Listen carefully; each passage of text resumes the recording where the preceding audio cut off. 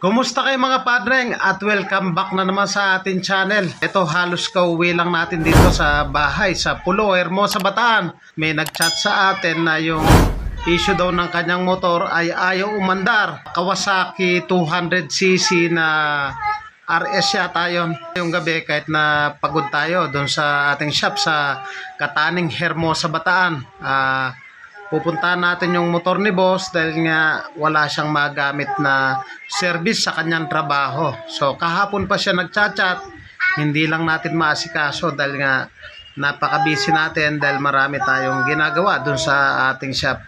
Kaya kung nais nyo magpagawa, lipat shop na po tayo. Doon na po tayo sa Kataning, Hermosa, Bataan. So ngayon, puntahan na muna natin yung sinasabi kong motor na kahapon pa niya nais pagawa. Hindi lang niya madala sa shop dahil nga mabigat yung motor at ayaw daw gumana ng electric starter. Pinatingin niya na to, Renekta daw, gumagana naman yung starter motor. Renekta, binaklas yung starter switch pero hindi nila napagana. So punta natin.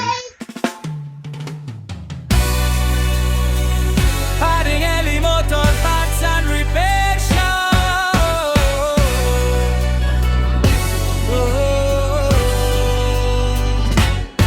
Sa Kataning, Hermosa, Bataan, may shop na maasahan. Paring Eli Motor Parts and Repair Shop. Serbisyong tunay na walang katulad.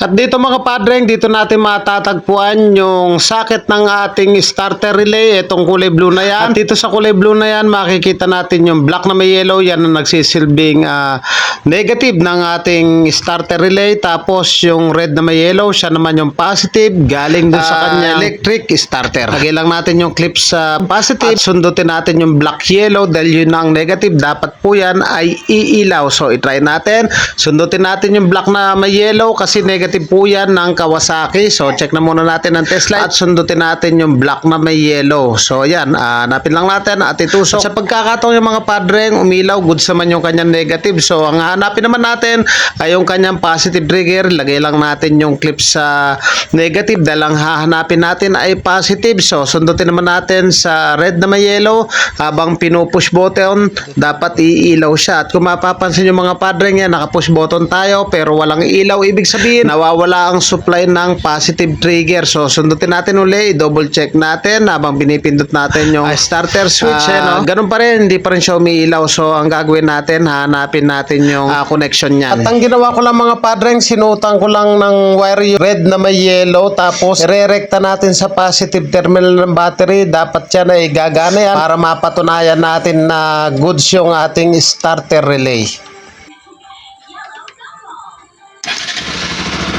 At sa pagkakataong yung mga padreng, goods naman yung ating starter relay. Tumukin naman natin yung positive trigger ng ating push button dito. So yung mga padreng, dalawa lang yung possible cause nito mga padreng. Either na yung kanyang starter switch o yung mismong connection, yung wiring connection. Galing dyan sa kanyang pinakaulo ng motor. So yung pinabaklasan natin dito kay boss. Tapos i-troubleshoot natin kung alin yung source dyan at alin naman yung kanyang trigger.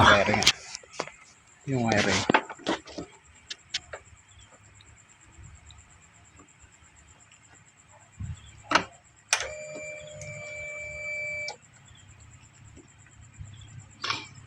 Ilaw. So yung mga padreng, goods naman yung kanyang switch. At i-check natin kung abot dun sa relay.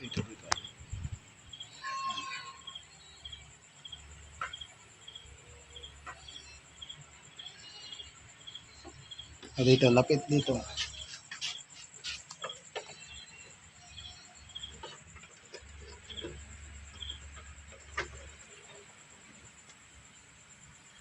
Diyan ka lang. Pakita mo rito. Pakita mo. O dito, lapit. Okay. Hindi mo wala.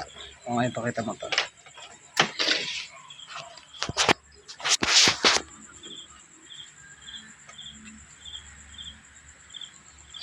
Ayun pala, may shortcut mo pala. Let's trabaho.